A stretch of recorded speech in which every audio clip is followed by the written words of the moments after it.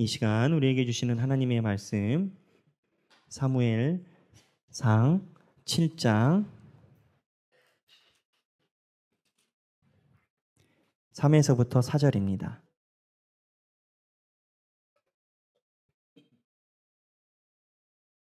사무엘상 7장 3에서부터 4절입니다.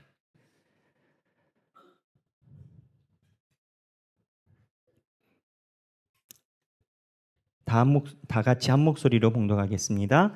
사무엘이 이스라엘 온 족속에게 말하여 이르되 만일 너희가 전심으로 여호와께 돌아오려거든 이방 신들과 아스다롯을 너희 중에 제거하고 너희 마음을 여호와께로 향하여 그만을 섬기라.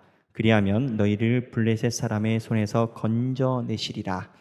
이에 이스라엘 자손이 바알들과 아스다롯을 제거하고 여호와만 섬기니라. 아멘. 이 말씀은 살아계신 하나님의 말씀입니다. 여기 보면 우리가 나중에 지금 저희가 사무엘상을 필사하면서 정독을 하고 있습니다. 5장까지 나가고 있는데 7장에서 사무엘이 민족 대각성 운동을 합니다. 신앙 중심적이라는 거죠. 그런데 여기에서 특이한 게 있어요. 이스라엘 백성 중에 아스다롯도 있고 이방신도 있고 바알도 섬기고 있다라는 거예요. 그래서 이거를 사무엘이 다 해결하게끔 만듭니다. 그런데 7장에 이를 때까지 이스라엘 백성들이 일종의 하나님과 다른 우상신들 사이에 양다리 걸친 현상이 성경에는 적나라하게 기록이 되어 있습니다. 이스라엘 백성들이 4장에서 엘리 제사장에 대한 저주의 맥락에서 블레셋과 전쟁이 일어납니다. 블레셋과 전쟁이 일어났을 때 결과가 어떻게 됩니까? 처참하게 대패를 합니다. 근데 대패가 문제가 아니고 블레셋과 전쟁을 하다가 언약궤를 뺏깁니다. 이 언약궤는 하나님께서 출애굽했을 때 몇백 년 전 출애굽했을 때 광야에서 지정하여 만들어 주신 하나님의 성소이고 한 번도 뺏긴 적이 없었고 이 언약궤는 가나안 땅을 정복할 때 여리고성을 돌 때 맨 선두에서 하나님의 성호의 상징으로 움직였던 그 법궤입니다. 이걸 뺏긴 겁니다. 이스라엘 백성들은 이 언약궤가 있으면 승리할 걸로 여겼습니다. 그런데 뺏겼습니다. 처음입니다. 왜 그랬을까요? 우리는 이 부분을 압니다. 우리가 말씀 훈련에서 봤기 때문에. 이 언약궤를 뺏긴 건 하나님이 이스라엘 백성들에게 분명히 말씀하시는 이유가 있습니다. 그게 뭐냐? 나는 너희들의 수호신이 아니다라는 겁니다. 그리고 너희들의 하나님이라는 겁니다. 수호신과 하나님의 차이가 있습니다. 바로 주체가 어디냐라는 겁니다. 수호신은 내가 중심이고 나를 지켜주는 신적 존재, 나를 위해 존재하는 신이 수호신입니다. 이스라엘 백성이 자기네들의 주관에 의해서 언약궤와 법궤, 하나님의 성호를 다룰 때 하나님은 수호신적 개념이었습니다. 그리고 7장에서 보면 사무엘이 하나님 외에 다른 수호신을 섬기고 있는 것을 또 지적을 합니다. 그렇다면 제가 여러분들과 나누고 싶은 건 이스라엘 백성들이 가졌던 이 수호신적 개념이 뭐였을까요? 현대적으로 봤을 때. 이거를 우리가 묵상해 보면 우리에게 주는 메시지가 굉장히 강하고 분명하게 있습니다. 이 수호신이 그 당시에 어떤 느낌이었나? 이거를 한번 여러분들과 살펴보도록 하겠습니다. 이 수호신적 개념이 사실은 그 시대의 패션, 유행이었습니다. 그래서 이스라엘 백성만 수호신의 개념이 있었던 게 아니고 블레셋 사람들도 이 수호신적 개념이 있었습니다. 그래서 이스라엘 백성들의 진에 하나님이 법궤가 들어올 때 이스라엘 신들 중에 법궤가 왔다라고 합니다. 그 나중에 말씀 훈련에서 또 한번 짚어드리겠지만 블레셋이 볼 때 이스라엘 백성들이 다 신겨온 겁니다. 잡신이 많은 거예요. 그 중에 법궤가 왔다는 거예요. 근데 이 블레셋이 볼 때 이 하나님의 신 수호신을 자기가 이겼습니다.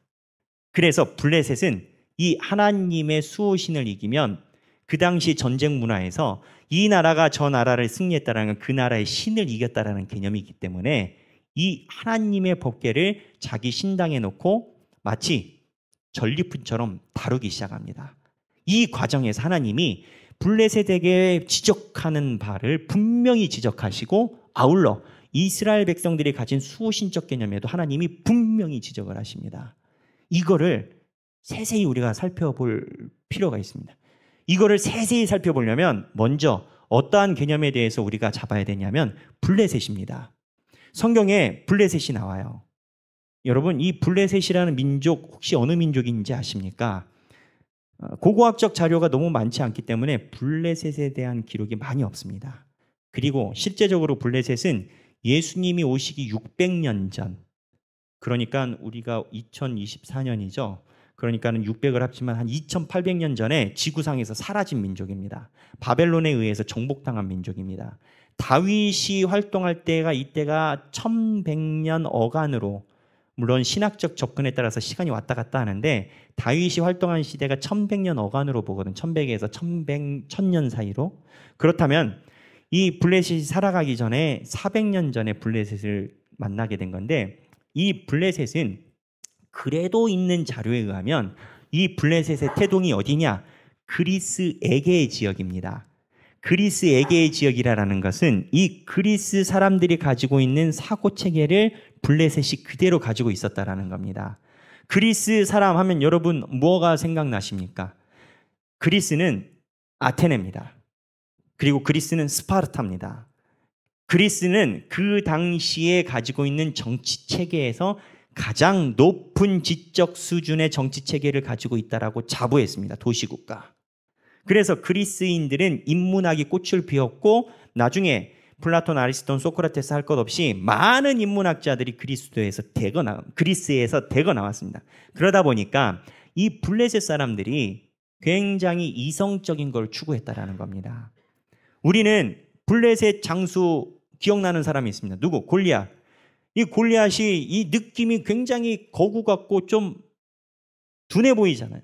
그렇기 때문에 블레셋에 대해서 우리가 가지고 있는 선입견이 블레셋은 마치 노략하는 왜구처럼 팔자 무식으로 알고 있지만 실제적으로 블레셋을 연구했던 사람들은 그 당시에 그리스에게의 사람들로 굉장히 높은 정치 체계를 유지를 했고 실제적으로 이집트를 공격해서 이집트의 땅을 점령하려고 시도했었던 흔적이 있는 강한 사람들이었습니다. 그래서 이 블레셋 사람들은 이 정치 체제가 뭐였냐? 연합 체제였습니다. 그 당시의 왕 체제와는 좀 다릅니다. 그러니까는 분봉왕식으로 블레셋에 5개 도시가 있는데 왕이라고 표현된 5명이지만 사실은 지금으로 따지면 뭐 전남도지사, 뭐 경상도 도지사가 동일한 연합체를 가지고 있는 것처럼 대통령이나 왕 일대가 아니라 연합체계를 가지고 있습니다. 이게 아테네 도시국가 그리스랑 똑같습니다. 그리스도 도시국가이기 때문에 연합체계를 가지고 있거든요. 그래서 이 블레셋 나올 때마다 언제나 5개 블레셋 도시가 나옵니다. 이 사람들은 제가 누차 이 얘기를 하는 이유는 굉장히 이성을 추구하고 합리를 추구하는 태생에서 나온 민족이라는 겁니다. 근데 블레셋 사람들이 이성적인 합리를 추구하는데 하나님의 언약궤를 가지고 가서는 이성적으로 행동하지를 않아요. 이성적으로 행동하지를 못해. 그거를 봐야 됩니다. 블레셋 사람들이 생각하는 이성은 이겁니다. 그 당시에 아까 초두에 얘기했던 것처럼 전쟁에서 내가 예를 들어 북한을 이겼다. 그러면 북한 신을 우리 민족이 이긴 겁니다. 여기서 우리가 이해되는 이성의 구조에 그 시대 사람들과 우리가 다름을 이해해야 됩니다. 우리는 근대 문명 이후로 이성이라고 하면 과학을 생각을 해요. 그리고 과학적으로 증명이 된 것이 이성이라고 생각합니다. 하지만 여러분 그리스 로마 신화 아시죠? 그리스 로마 신화에 보면은 제우스 나오고요. 뭐 토르 나오고 바다는 뭐지? 포세이돈. 풀이 아니네요. 네, 포세이돈. 어쨌든 하나 맞췄어요. 피음은. 포세이돈 나오잖아요. 그게 우리는 그리스 로마 신화를 어떻게 읽냐면 예전에 있었던 민담이구나 이렇게 이해를 해요.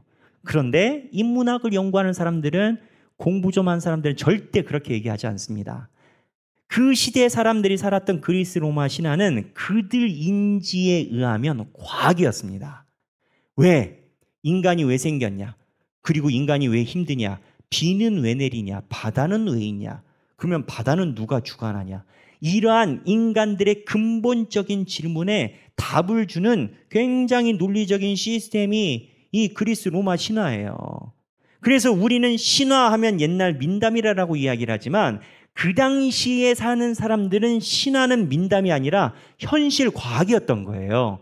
그래서 블레셋 사람들이 가지고 있는 기본 전제는 뭐냐? 전쟁은 신과 신의 전쟁이고 이긴 나라의 신이 진 나라의 신을 굴복시킨 것이다라는 기본 개념을 가지고 있어요. 이게 블레셋만 가지고 있는 게 아니라 나중에 바벨론이 이스라엘 백성들을 다 멸망시켰을 때 마루둑이라는 신이 나옵니다. 그 신과 하나님의 관계를 또 예언서에서 다룹니다. 거기서도 바벨론도 똑같은 개념을 가지고 있어요. 마루둑이 승리했으니까 이스라엘의 하나님은 지역신, 소위 이제 잡신이라는 거예요. 그리고 그 당시에 있는 신 개념에서는 신이 자기 나라의 영토를 벗어나지를 못합니다. 그거를 합리적으로 봤어요. 왜냐하면 신의 영향력이 안 가니까. 그래서 블레셋 사람들이 가지고 있는 합리체계에서 법궤를 가져왔다는 것은 우리 신이 이성적으로 이미 이스라엘 백성들의 나라를 점령을 했고 그 법궤를 이스라엘 영토가 아닌 지역으로 가지고 왔다는 거예요. 그러면 이 신은 힘이 완전히 없는 겁니다. 전리품이 되는 겁니다. 이게 주변에 많다라는 겁니다. 그래서 이 법궤를 가지고 오는 여정에서 이 사람들이 하나님과 조우하면서 자기들이 가지고 있는 이성적 체계의 균열이 엄청나게 옵니다. 근데 특이한 건 균열이 오면서 하나님의 존재에 대해서 본인들이 더 잘 알게 돼요. 그러나 결론은 하나님을 못 만나는 희한한 일이 일어납니다. 지도 한번 띄워줘 보시겠습니까?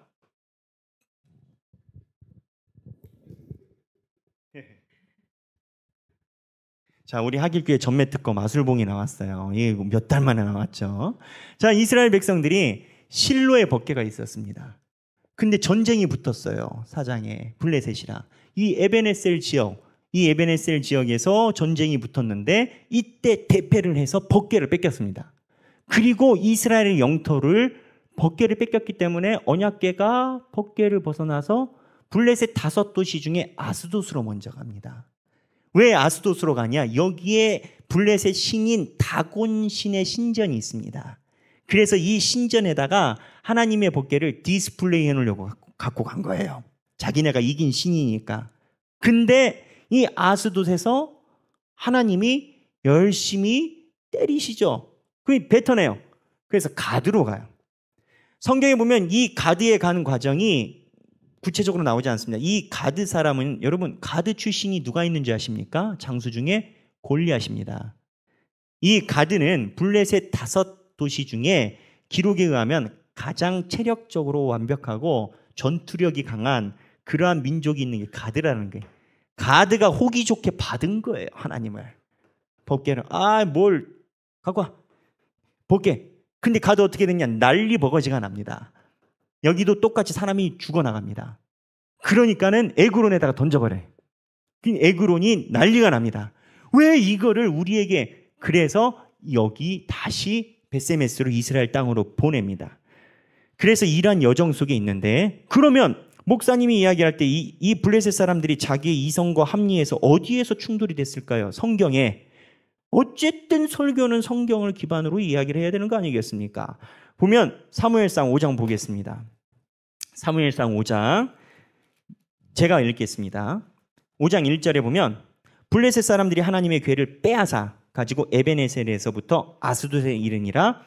또 2절에 궤를 가지고 다곤의 신전에 들어가서 다곤 곁에 두었더니, 이제 신전 옆에다 뒀습니다. 전리품이니까. 아스돗 사람들이 이튿날 일찍 일어나 본즉 다곤이 여호와 궤 앞에 엎드려져 그 얼굴이 땅에 닿았는지라. 그들이 다곤을 이렇게 다시 그 자리에 세웠더니, 상상을 해보세요. 신전이 있어요. 우리 정승처럼 이렇게 다곤 신이 이렇게 칵 있을 거 아니에요. 그 밑에 이제 법궤를 갖다 놨단 말이에요. 근데 그 다음날 아침 갔더니 다곤 신이 법궤 앞에 이렇게 엎드려져 있는 거예요. 블레셋 사람들이 무슨 생각했을까요? 어이? 바람이 세게 불었나? 왜 넘어졌지? 처음에는 그랬을 겁니다. 왜 넘어졌지? 다시 이렇게 세웠어요. 그래서 두 번째 일으켰어요. 4절에 그 이튿날 아침에 그들이 일찍이 일어나 본즉 3절 하반부에 다시 그 자리에 세웠더니 그 이튿날 아침에 그들이 일찍이 일어나 본즉 다곤이 여호와의 궤 앞에서 또다시 엎드러져. 근데 엎드러진 게에서 끝이 나는 게 아니에요. 얼굴이 땅에 닿았고, 그 다음이 중요해요. 머리와 두 손목은 끊어져 문지방에 있고 다곤의 몸뚱이만 남았더라. 상상해 보세요. 다곤이 넘어졌어요. 근데 머리랑 몸뚱이만 남고 팔이 다 끊어진 거예요. 무슨 생각을 했을까요? 근데 이 넘어진 거를 만약에 거짓말이라고 하면은 사람들이 수습해서 없었던 일이다라고 입 닦을 겁니다. 그런데 블레셋 사람들 신화에 이 기록이 있다라는 겁니다. 다곤이 문지방에 넘어졌어요. 문지방이 여러분 뭔지 아십니까? 요즘에는 제가 신방 가보니까 요즘 아파트랑 옛날 아파트 차이가 있어요. 문에 턱이 있냐 없냐예요. 요즘 아파트는 왜 턱이 없냐? 그 로봇 청소기가 알아서 돌아다니는데 턱 걸리면 안 된대. 그래서 이 턱이 없어요. 그리고 예전에 진 아파트는 밑에 문턱이 살짝 있어요. 높이가. 아시죠? 이게 문지방이에요, 이게. 근데 여기에 걸려서 다곤 신당 몸뚱아리가 다 부서진 거예요. 그러니까 어떻게 보면 이 문지방에 다곤 신단에 피가 묻은 거 아니에요.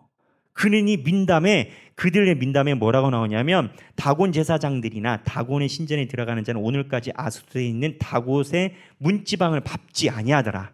우리가 섬기는 신의 혈흔이 있는 데니까 이거를 어떻게 밟아? 이게 무엇 얘기를 하느냐? 사무엘서를 쓴 사람이 이 사건이 너희들 소문에도 있지?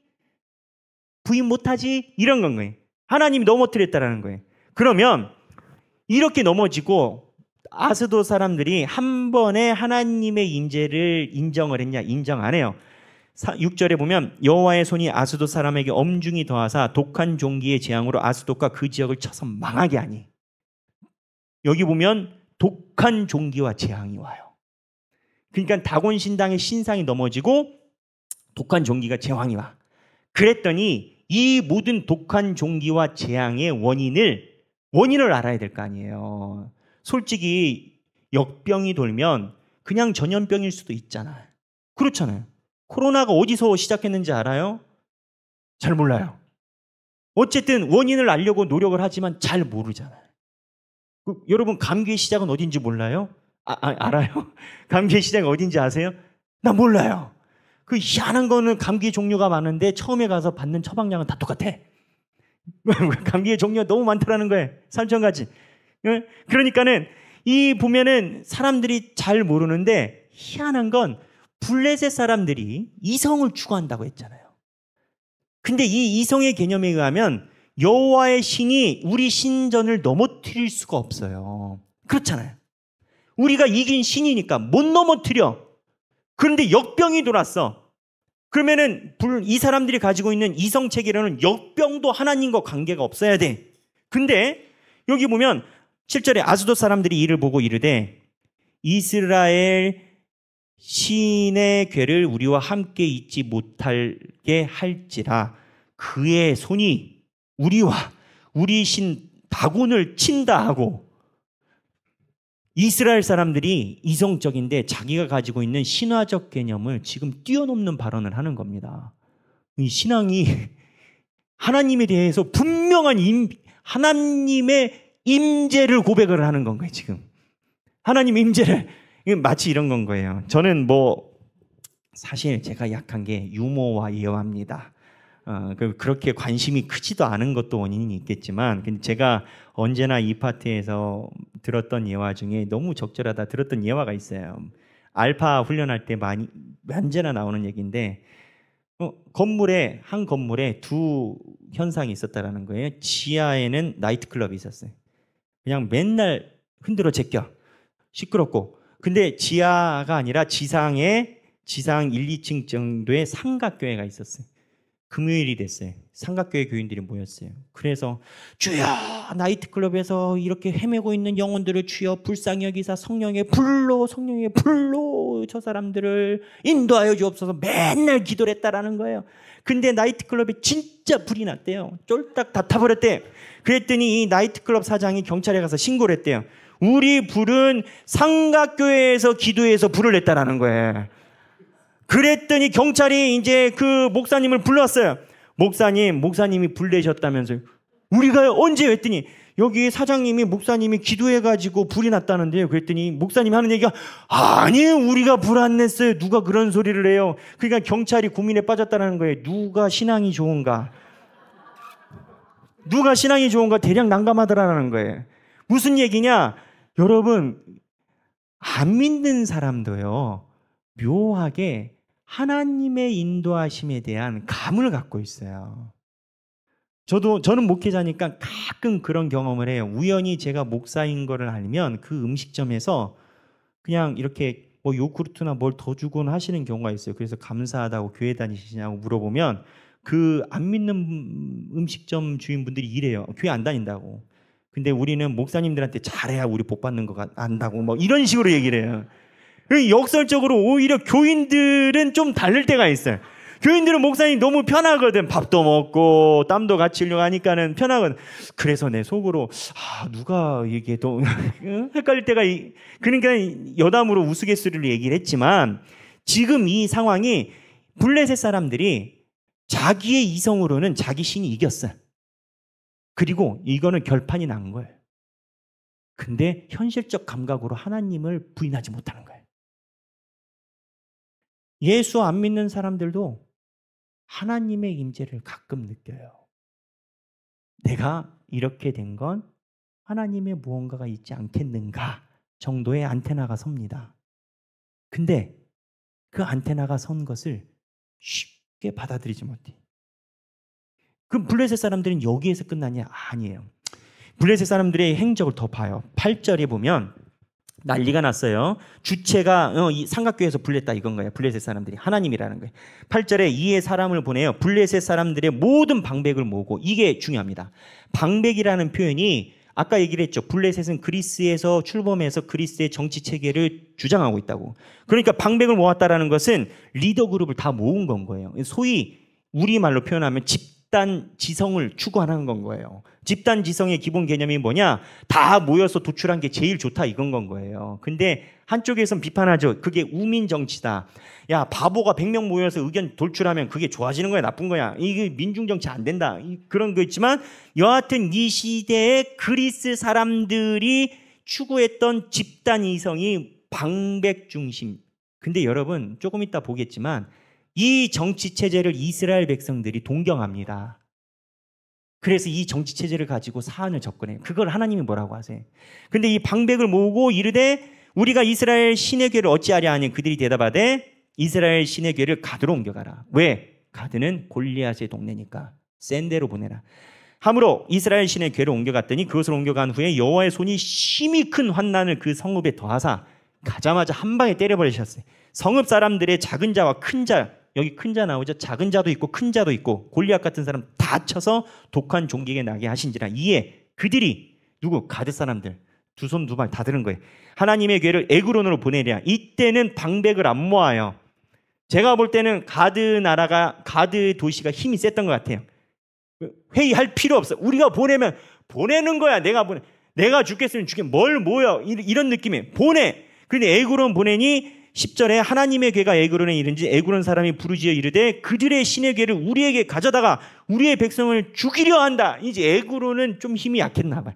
왜 우리한테 보내는? 왜 이에 사람을 보내어 또 회의를 모아. 또 11절에 블레셋 모든 방백을 모으고. 회의가 많으면 회의적으로 돼요. 이게 회의가 회의적으로 이끌어. 저는 회의를 많이 해봤어요. 이 블레셋 방백을 모으고 이르되 이스라엘 신의 궤를 보내어 그 있던 곳으로 돌아가게 하고 우리 백성들이 죽임을 당을 명하게 하자. 이는 온 성읍이 사망의 환난을 당함이라. 거기서 하나님의 손이 엄중함으로 죽지 아니한 사람들은 독한 종기로 치심을 당해 성읍의 부르짖음이 하늘에 사무쳤다는. 난리가 난 겁니다. 난리가 난 거예요. 아무리 이성적으로 합리적으로 해도 다 죽어나가는데 장사가 없는 거예요. 그들이 가지고 있는 과학에 의하면 이미 몇만 명을 죽여버린 이스라엘의 신이 이 땅에 와서 이렇게 힘을 부리는 건 자기들의 이성, 철학, 합리에 맞지 않는 거예요. 그럼 어떻게 해야 돼요? 손 들고 전부여 의지없소서 이러고 와야 정상일 거 아니에요. 여러분, 우리는 그걸 알아야 돼요. 하나님의 임재를 경험하고 하나님을 인정한다고 다 주님을 부르짖는 게 아니에요. 하나님을 믿는다라는 건 하나님의 선물인 건 거예요.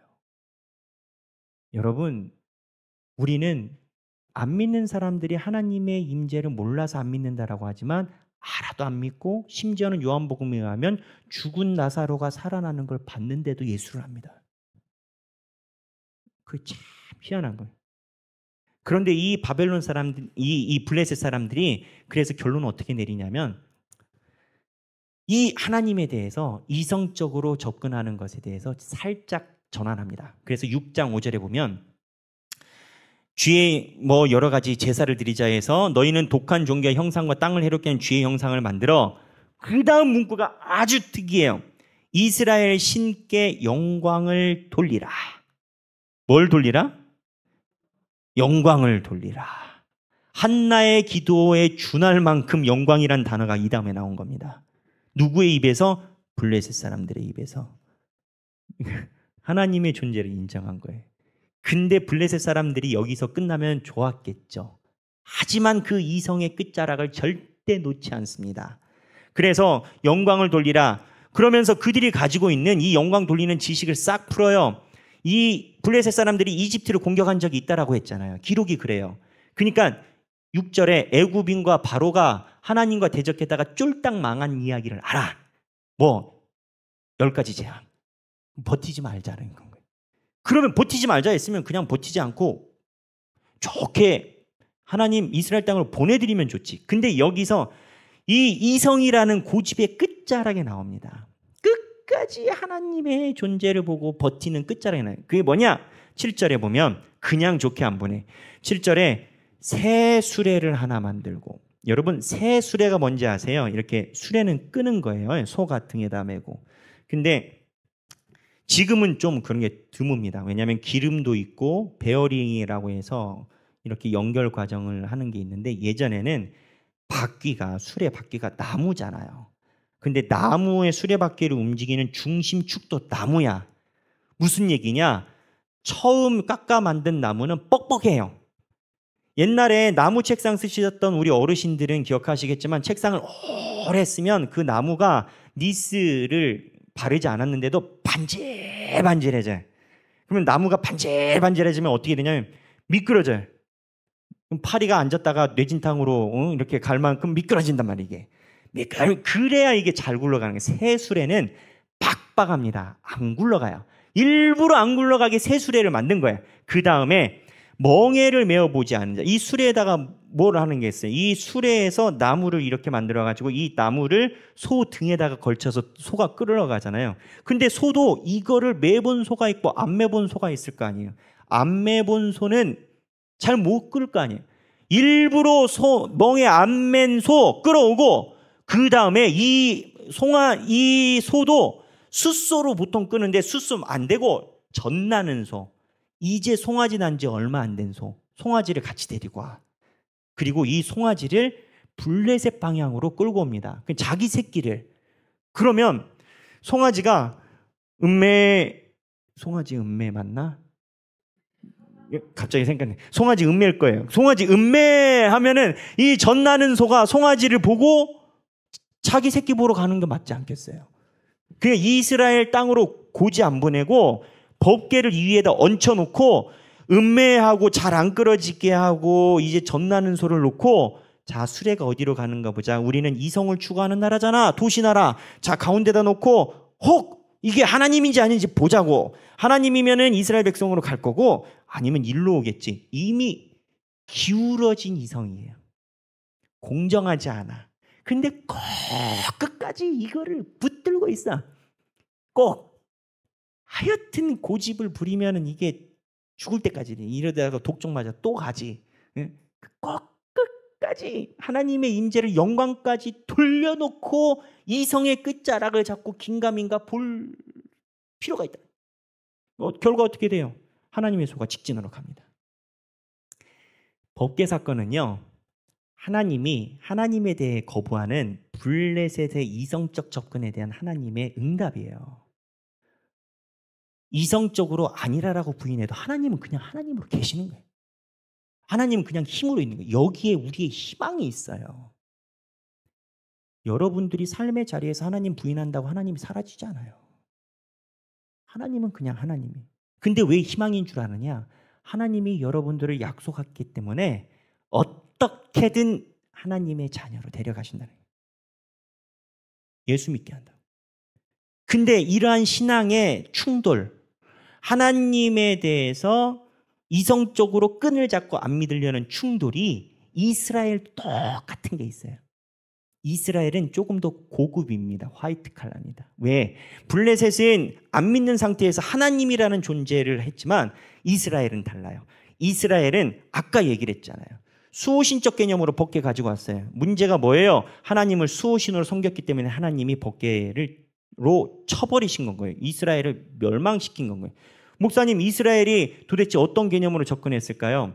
자, 보세요. 전쟁할 때 첫날에 4,000명이 죽습니다. 그러면 여러분, 4,000명이 죽으면 여러분 같으면 어떻게 해야 되겠습니까? 우리가 하나님 믿는 민족이에요. 예배드려야겠죠. 근데 봅시다. 사무엘상 4장인데 우리가 다 본 말씀이에요. 4장 1절에 이스라엘은 나가서 블레셋 사람들과 싸우려고 에베네셀 곁에 진치고 블레셋 사람들은 아벡에 진쳤더니 블레셋 사람들이 이스라엘에 대하여 전열을 벌이니라. 둘이 싸우다가 4,000명 가량이라 죽은 자가 3절에 백성이 진영으로 돌아왔어요. 4,000명 죽고 그랬더니 이스라엘 장로들이 이르되, 이제 여기 회의를 해요. 여호와께서 어찌하여 우리에게 오는 블레셋 사람들을 패하였는고 언약궤를 실로에서 우리에게 가져다가 우리 중에 있게 하자. 여러분, 이스라엘 장로들이 모였으면 결과가 언약궤를 가져와라 라는 본인의 주인적 의식, 우리가 얘기하면 가져와야지 이 의식이 아니라 모였으면 우리가 왜 이렇게 됐는지 하나님께 여쭤보자. 하나님의 뜻은 무엇인가? 이게 정상인 건 거예요. 근데 이스라엘 백성들이 이 장로라는 체계의 이 시스템이 여기서 급격하게 등장을 합니다. 여러분, 방금 읽었었던 성경 블레셋에서 블레셋은 뭐라고 표현되어 있죠? 방백들. 블레셋들은 그리스에게에서 가져가 있던 도시 연합 체계의 이런 연합 구성의 의회 중심을 추구했다라고 했어요. 이스라엘 백성들이 그거를 따라하는 거예요. 근데 이 의회 중심의 이스라엘 장로들의 주관이 왜 이렇게 결론이 났느냐? 성경의 5절에 보면 4장 5절에 이제 갖고 왔어요. 여호와 언약궤를 진영이 들어올 때 온 이스라엘 큰 소리로 외치매, 이거를 그냥 우리는 언약궤가 왔으니까 외쳤다라고 하지만 복음주의 계열에 있는 신학자들은, 다수의 신학자들은 이스라엘 장로들의 멘트가 백성들이 원하는 바를 결론 내린 상황이었기 때문에 소리를 외치며 환영했다라고 봅니다. 무슨 얘기냐? 이 장로님들이, 이 이스라엘 장로님들이 모였을 때 민의를 반영해서 언약궤를 가져왔다라는 거예요. 여론을 반영해서 언약궤를 가져오기를 결론을 내렸다라는 거예요. 이스라엘이 언제부터 아래로부터 여론을 반영한 나라였어요? 하나님의 신권 중심인 나라였지. 하나님의 뜻을 물어봐야 되는데 여론을 반영해서 그거를 결론인 것처럼 이스라엘 장로들이 했는데, 사무엘서는요, 여러분, 그걸 알아야 돼요. 사무엘서는 역사적인 사실을 남기기 위한 과학서적이 아니에요.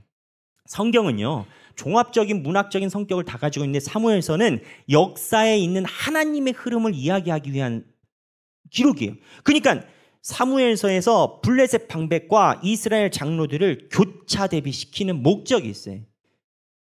여기는 이성을 추구하고 이스라엘 백성들은 자기네들이 생각한 소위 진보적인 나라의 시스템으로 나라를 가져가려는 그 모양새가 여기에 나타난다. 근데 이게 여기에서만 나타나는 게 아닙니다. 사무엘서 읽다 보면 이 법궤가 들어오잖아요. 그게 6장인데 7장에 오늘 본문에 보면 사무엘이 이스라엘 백성들을 다 모읍니다. 오늘 본문이에요. 너희들 아스타롯, 바알 다 제하고 하나님만 섬기라라고 해요. 그랬더니 어떻게 됩니까? 이스라엘 백성들이 다 회개해요. 다 회개하고 나서 블레셋 사람들이 쳐들어와요. 하나님이 대승을 하도록 우레를 동반해서 승리를 해주셔요. 이게 7장. 근데 7장에서 대전 국민 부흥운동으로 불로불로 해가지고 주만 바라볼지라 신권운동을 했으면 8장에서 아멘이 나와야 되는데 8장에 뭐가 나오냐? 8장 봅시다. 사무엘상 8장에 보면 4절에 이스라엘 모든 장로가 모여 라마에 있는 사무엘에게 나가되 5절에 하반부에 우리에게 왕을 세워 우리를 다스리게 하소서. 방금 하나님만 섬기자고 7장에서 사무엘이 외쳤는데 왕 내놓으라는 거예요. 부흥운동이 일어나도 여기 이스라엘의 모든 장로들은 회개하지 않은 것 같아. 그들이 가지고 있는 시스템은 따로 있는 건 거예요. 그렇다면 여러분, 우리가 갖는 질문은 지금 이스라엘 백성들은 블레셋과 좀 더 다른 겁니다. 결이. 블레셋은 이성으로 하나님을 밀어냈지만 이스라엘 백성들은 하나님을 밟고 이용하려고 하고 있는 현상이에요. 이 사람들이 왜 그러냐고요. 왜 그러냐고요. 블레셋이, 아니 이스라엘 백성들이. C.S. 루이스, 우리 부활을 입다라는 팀 켈러 목사님이 이러한 접근에 대해서 굉장히 냉철하게 얘기를 잘 해놓으셨는데 저희 제자반에서 지금 이거를 공부를 하고 있어요. 어제 제자반 하나님의 은혜로 그냥 밤 늦은 시간까지 열띤 강의 시간이었고 아주 우리 교회는 희망이 있어요. 하나님께 칭찬받을 만한 그러한 요소를 많이 갖고 있어요. 성도분들의 모습에서 볼 때. 근데 여기에 인용한 책 중에 C.S. 루이스의 공상과학 소설인 페렐란드라라는 그러한 책을 설명을 해요. 이게 뭐냐? C.S. 루이스가 설명을 했는데 그게 우화예요. 이야기인데 한 사람이 정말 선을 추구했대요. 자기는 너무 선한 존재를 만나고 싶다. 선하게 살고 싶다. 그럴 수 있잖아요. 근데 외계인이 나타났는데 정말 선한 존재인 거예요. 너무 무결한 선한 존재를 만났어. 그때 그 사람이 알았대요. 아, 내가 사실은 선을 좋아하지 않았구나. 내가 선을 좋아한다라고 생각했지만 사실은 내가 선을 좋아하지 않았구나. 내가 하나님을 만나서 섬긴다라고 했지만 하나님을 만나니 내가 하나님을 좋아하고 싶지 않았구나. 왜? 그 이유는 내가 원하는 신이 따로 있거든요. 이스라엘 장로들은, 그리고 이스라엘의 장로를 따르는 그 무리들은 내가 원하는 신이 따로 있는데 이게 하나님이기를 바라고 원했던 건 거예요. 그 수호신. 이스라엘 백성들이 왜 왕을 원했냐?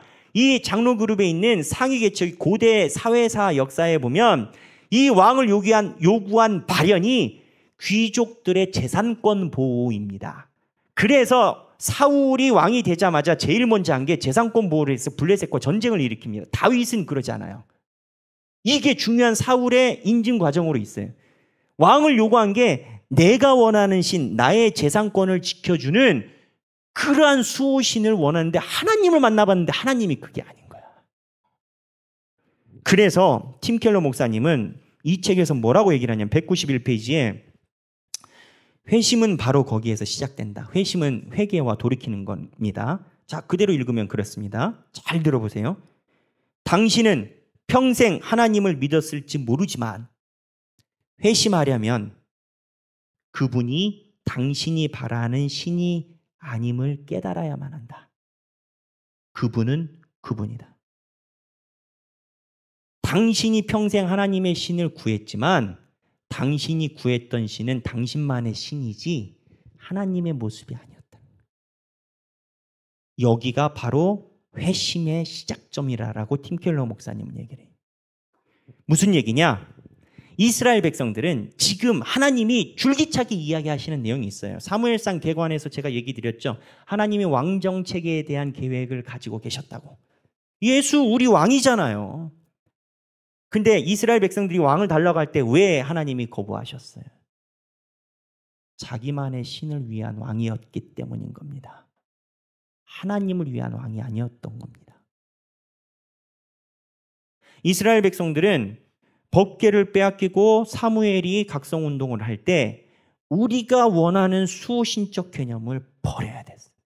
근데 끝까지 버리지 못함이 블레셋 사람들이 자기가 가지고 있는 이성으로 끝까지 하나님의 존재를 심정적으로 2층 개척교회가 불냈다라는 확실한 증거를 자기 마음속에 갖고 있음에도 불구하고 예수를 안 믿으려고 하는, 여기도 마찬가지예요. 이스라엘 백성도 하나님을 믿는다라고 이야기를 하지만 그 하나님이 절대 내가 원하는 신이어야 된다는 그 경계를 넘어가지 않으려는 것이 블레셋이나 이스라엘이나 똑같다라는 거예요. 그래서 하나님이 블레셋과 이스라엘의 법궤가 임할 때 양쪽 다 때려버리신 거예요. 블레셋도 때리고 이스라엘도 때리고. 이스라엘을 어떻게 때렸어요? 전쟁에 대패했어요. 그리고 나중에 베스메스에 왔을 때 괴 열어가지고 5만 명 이상이 죽어버립니다. 하나님 다 죽여버려요. 왜 하나님을 제대로 못 믿냐? 손해날 것 같아서 그래요. 손해날 것 같아요. 시간도 써야 되고 돈도 써야 될 것 같고 신경도 써야 될 것 같고, 아유 돈 벌고 누리는데도 시간이 부족한데. 성경 말씀이 아무리 있고 10년을 20년을 다녀도 내 취사 선택해서 실천할 것만 해. 수호신적 개념. 근데 사무엘서에서, 이 사무엘서 제가 얘기를 했죠. 하나님이 우리에게 주시는 말씀의 방향으로 기록된 거지 과학책이 아니라고. 사무엘이 영적 대각성 운동할 때 이스라엘 백성들에게 사무엘서에 기록된 첫 번째 승전이 가능해집니다. 하나님 섬긴다고 이 세상에서 패배자 되는 거 아니라는 거예요. 하나님을 섬긴다라고, 주만 섬긴다라고 할 때 하나님이 나서서 전쟁을 처리해 버리신다. 예수 잘 믿으면 세상에서, 세상 사람들 말에 좀 과한 표현으로 하자면 찌질하게 산다라고 생각하지만, 예수 잘 믿어서 찌질하게 되는 게 아니라 하나님이 그 위에, 하나님이 함께하는 인생으로서 세우신다라는 거예요. 사무엘서는 초반부에 다윗이 나타나기 전에 이거를 강하게 이야기를 합니다. 이 견지로 사울을 이야기하고 다윗을 이야기를 해요. 사랑하는 여러분, 여러분들은 하나님을 어떻게 섬기고 계십니까? 우리는 하나님을 어떻게 섬겨야 되겠습니까? 내가 평생 하나님을 믿었을지 모르지만 회심하려면 그분이 당신이 바라는 신이 아님을 깨달아야만 한다. 그분은 그분이다. 거기가 팀 켈러 목사님의 시작점이라고 얘기를 합니다. 우리 사랑하는 모든 하객교회 성도분들이 하나님을 나의 주인으로 섬기고 살아가는 그러한 삶의 자리가 되실 줄 주님의 이름으로 축원합니다. 이 시간에 여러분들과 찬양하기를 원합니다. 예수 우리 왕이여라는 찬양입니다. 여러분, 왜 예수를 우리의 왕으로 섬겨야 될까요? 하나님 잘 믿어야 되죠. 근데 여러분, 하나님을 잘 믿으려면 우리가 하나님을 직접 만날 수 없어요. 그래서 하나님은 모세에게도 자기의 모습을 보여주지 않았어요. 그래서 하나님이 자기의 모습을 보여주려고 하나님이 직접 이 땅에 오셨어요. 그게 누구냐? 예수예요. 예수를 믿는 건 하나님을 잘 믿는 거고, 하나님을 잘 믿으려면 예수를 잘 믿는 거 외에는 방법이 없어요. 그럼 예수 뭘 믿어요? 예수가 이야기를 한 것, 예수님이 말씀하신 것, 우리가 포기해야 될 것들, 우리가 버려야 될 것들, 우리가 두 마음 품은 것들, 예수님이 말씀을 통해서 다 얘기를 해요. 팩트가 없는 게 아니에요. 내 마음에 시그널이 없는 게 아니에요. 2층에서 불냈다라는 시그널, 개척교회가 기도해서 불났다라는 시그널조차 나에게도 있어요. 하나님이 시그널을 안 보내서 우리가 안 믿는 겁니까? 우리가 안 믿으려는 신뢰를 가지고 있으니까 안 믿는 겁니까? 안 믿는 것도 믿음입니다, 여러분. 안 믿으려는 믿음입니다. 우리 하나님께 예수가 우리 왕이여라는 찬양을 올리며 내 삶을 전적으로 하나님께 드리는 우리가 되기를 바랍니다.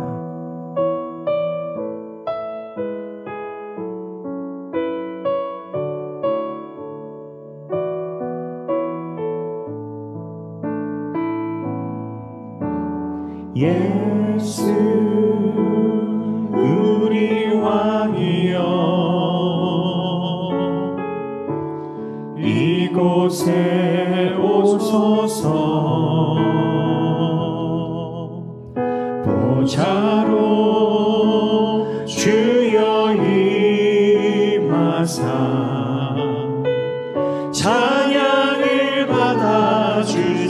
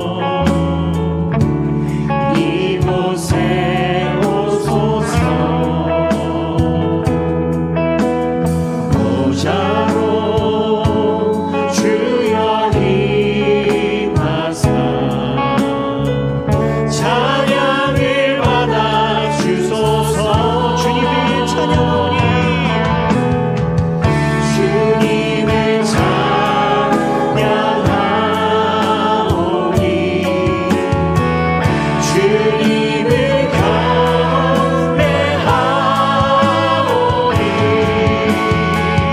왕이신 예수여 오셔서 자정하사 다스리소서.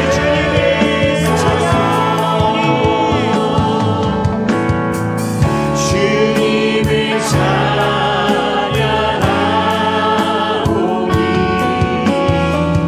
주님을 경배하오니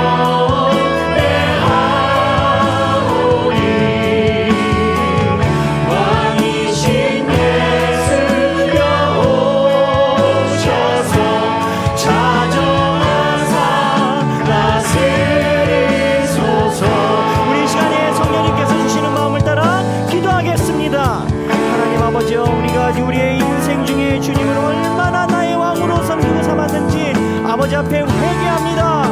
하나님 아버지여, 내가 끝까지 마지노선에 이르러서 발을 내다듣지 못하며 그 선을 넘어가지 못하며 하나님의 부르심에 이성적으로나 또는 내가 생각하는 소신적 개념으로나 넘어가지 못함을 주 앞에 회개합니다.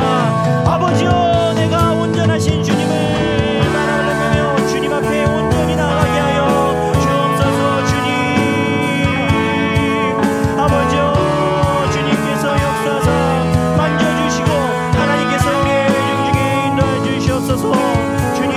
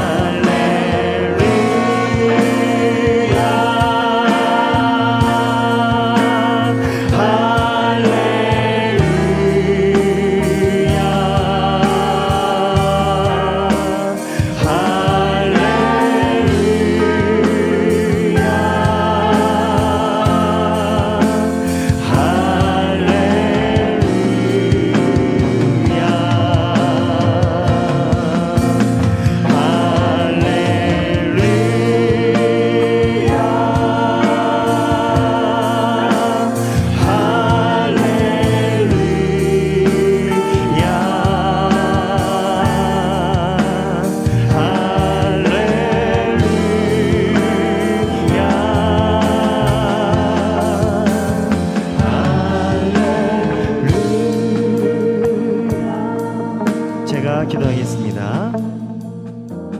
하나님 아버지, 우리가 우리의 속을 들여다보는 곳에서부터 우리의 시작을 삼으려 합니다. 하나님, 내가 끝까지 부여잡고 있던 이성이나 내가 끝까지 부여잡고 있던 수호신이나 주님이 법궤 사건으로 다 내려놓으라 하실 때 하나님이 복의 근원임을 믿고 주 앞에 온전히 설 수 있도록 인도하여 주옵소서.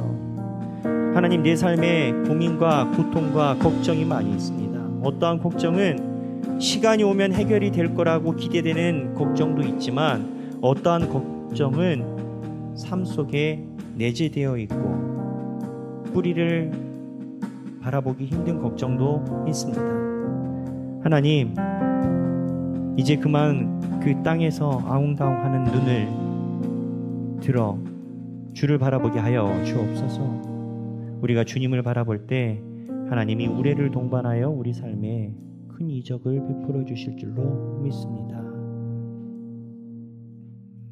이제는 우리 주 예수 그리스도의 은혜와 하나님 아버지의 극진하신 사랑과 성령님의 감동감화 교통하심이 하나님의 은혜를 갈구하고 이제는 내 삶에 무엇가 됐든 잡고 있는 걸 내려놓고 주님을 섬기기 원하는 사무엘이 얘기한 모든 이스라엘 백성이 이제는 여호와께 향하여 그만을 섬기라라고 하는 그 말씀을 우리가 청종하여 주님을 바라보기 원하는 사랑하는 모든 주님의 백성들 머리 위에 지금으로부터 영원토록 함께 계시길 성부와 성자와 성령의 이름으로 간절히 축원하옵나이다. 아멘.